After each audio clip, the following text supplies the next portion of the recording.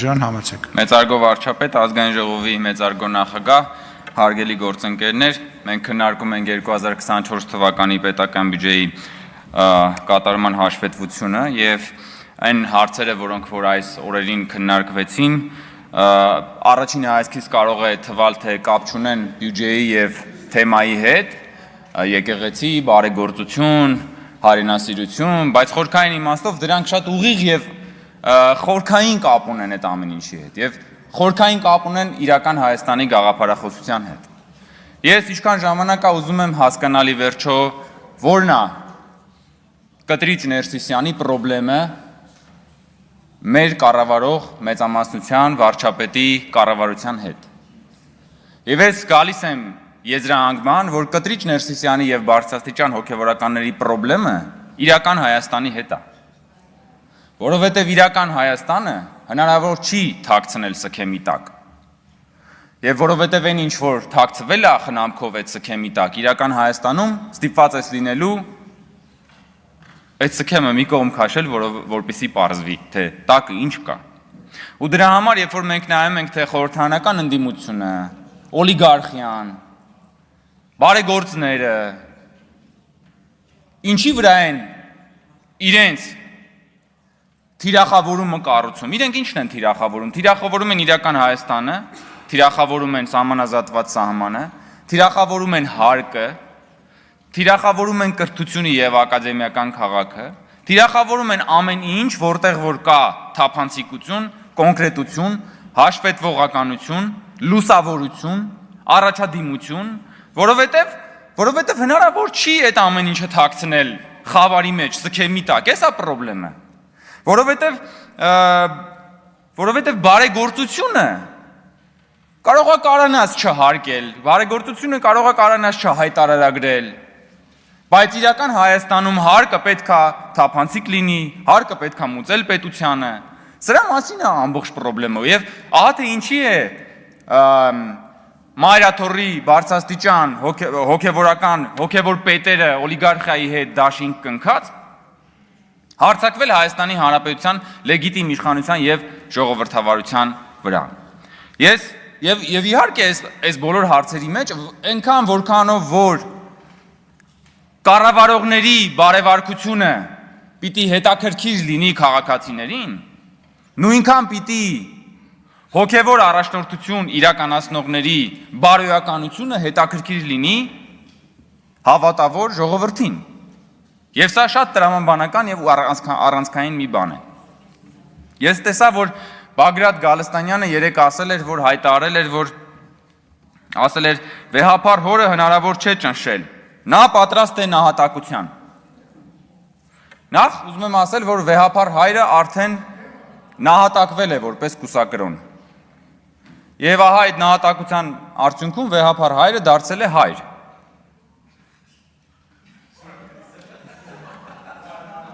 Այո, նա որպես կուսակրոն նահատակվել է եւ ահա այդ նահատակության արդյունքում նա վեհապար հայրը դարձել է հայր։ Եվ հիմա ասենք ինչ պակաս վատ նահատակներ են բոլոր դահլիճում նստած հայրերը, որոնք որ իսկ ինչի՞ չեք դա էլ նահատակություն համարում, որ այսինքն բոլորը ովքեր որ հայրանում են, նահատակվում են յուրովի Բագրատ Գալստանյանի եւ եկեղեցու հոգևոր պետերի տրամաբանությամբ։ Հիմա մենք ասում ենք շատ լավ։ Վեհապար հայր, դու հայրացել ես,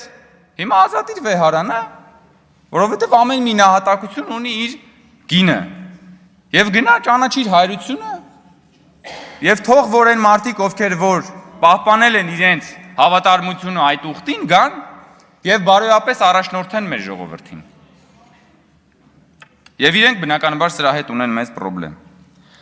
Երեք Մայրաթորը նաև դատապարտել էր դատարանի վճիռը կալանքի խափանման միջնորդության վերաբերյալ, եւ սա ինչ է եթե ոչ Մայրաթորի կողմից դատական իշխանության նկատմամբ ճնշում եւ հարձակում։ Բա մեզ ամեն օր ասում եք եկեղեցի եւ պետությունը իրարից անջատ են։ Բա որ անջատ են, Մայրաթորը ինչ գործ ունի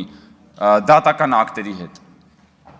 Եթե անջատ են իրարից, երբ որ ձեզ ձեռք է տալիս, ասում եք որ չէ։ Մենք պետության կարևորագույն ինստիտուտ ենք, հանկարծ չփորձեք մեզ կպնել։ Երբ որ ձեռ չի տալիս, սկսում եք քաղաքական հայտարարություններ անել եւ ասում եք, որ բանա։ Դատարանը ուրեմն կայացրել է ոչ իրավաչափ վճիռ եւ դատապարտում է կամ բանի Սամվել Կարապետյանի անձի շուրջ, որ կառուցում եք այդ բարեգործության բանը, այդ թիկնոցով, որ նրան ծածկում եք։ Լավ ի վերջո, մենք չգիտենք ձեր բարեգործությունը ինչի վրա է կառուցված եղել։ Ձեր բարեգործությունը կառուցված է եղել խորը անարդարության վրա։ Դուք ստեղծել եք աղքատություն, ստեղծել եք անարդարություն, որտեղ որ մարդը կանգնել է աղքատության առջև, եւ հետո սկսել եք այդ մարդուն բարեգործությամբ բան անել, անընդհատ պահել ձեզանից ուզվորի կարգավիճակում։ Դուք անարդարությունը, աղքատությունը գործիքայնացրել եք։ Հետո դրա վրա կառուցել եք բարեգործի իմիջը։ Հիմա էլ ուզում եք այդ բարեգործի իմիջը վաճառել հասարակության վրա եւ ասել, որ գիտեք ինչ, ինքը բարեգործ է եւ իր դեպքում ենթադրենք չպետք է գործեն այն նույն նորմերը եւ կանոնները ու սահմանադրությունը, որը որ գործում է մյուսների նկատմամբ։ Ինչի, որովհետեւ այդ բարեգործության անվան տակ սիրուն էլի սքեմի տակ զբաղվել եք անառակաբարո գործունեությամբ եւ այդ անառակաբարո գործունեությունը ինչպես անձնական մակարդակում է դրսեւորվել, այնպես էլ դրսեւորվել է պետական մակարդակում։ Եվ դուք ստեղծել եք այդ ինքնակատարելագործվող մեխանիզմը։ Եվ այսօր գալիս խոսում եք բարոյականությունից, բարեգործությունից, եկեղեցասիրությունից, հայրենասիրությունից։ Ինչի համար, որովհետև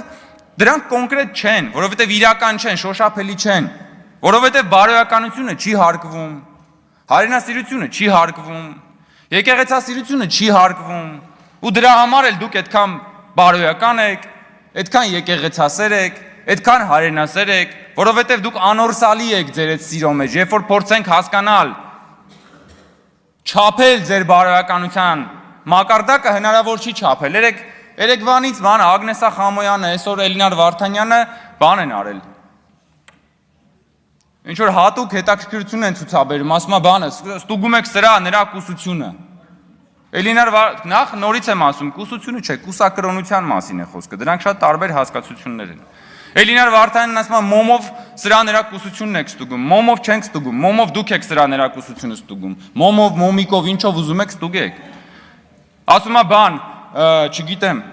գինեկոլոգ, ուրոլոգ եք դարձել, ես եք ստուգում, են եք ստուգում, ոչ գինեկոլոգը, ոչ ուրոլոգը չեն կարա ստուգեն ձեր պղծվածության